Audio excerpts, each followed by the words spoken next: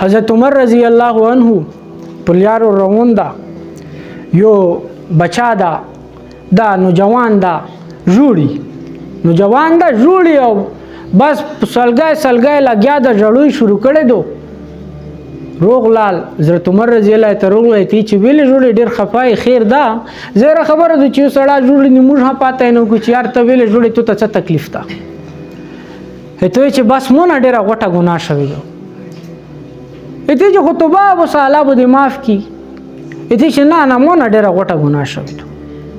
نه مونږ ډیره غټه ګناه شوی دو ته چې شاه روغلال ته چې بیا دی د ژوندکی حضرت عمر رضی الله عنه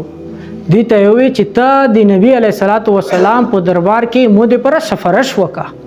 څه سفرش وکا باز دغه ورکی نبی علیه الصلاۃ والسلام ته چروشه اوس چې کله حضرت عمر رضی الله نبی علیه الصلاۃ والسلام تر نوځي حضرت عمر رضی الله ها کیفیت د جړو دا هغه خپاده روغلال ته چې داسې نوجوان د تو سره ملاقات کول غوړي نبی علیه الصلاۃ والسلام ته چرنه دوزي چې کله دا نوجوان روغلال ته چې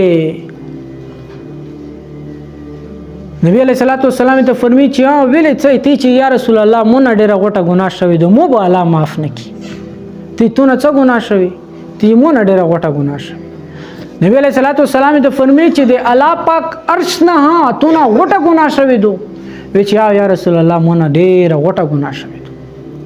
نبی علیه الصلاۃ والسلام ته چې ته لوټ شه بس توزه دلتنه هغه نوجوان اوزي هغه لکینا 40 دن غرونو طرف ته لوټ شي هغه ځکه د الله عبادت کوي الله نه توبه غوړي او الله نه د مفای گزارش کوي خپل لګیا دا 40 دن بعد روغلال 40 دن بعد روغلال الله پاک معاف کړ ګناه څه شوی وا وی چې ګناهدار نه شوی وا چې د انصار ایوا پیغلوا دا وفات شولا قبر کې وا زه رغلم مو کاروبار دا و چې زه کفنچور و خو چې زه کله د پیغلې تیر نه نوتلم نو مو خواهشات شیطان چکړل او مو دغه مردا سره بدفعلی وکړه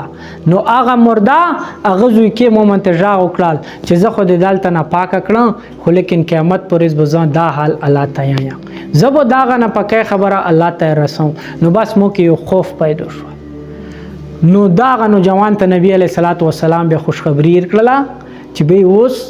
الله پاک ته معاف کړي چې دا نو جوان روغله الله پاک معاف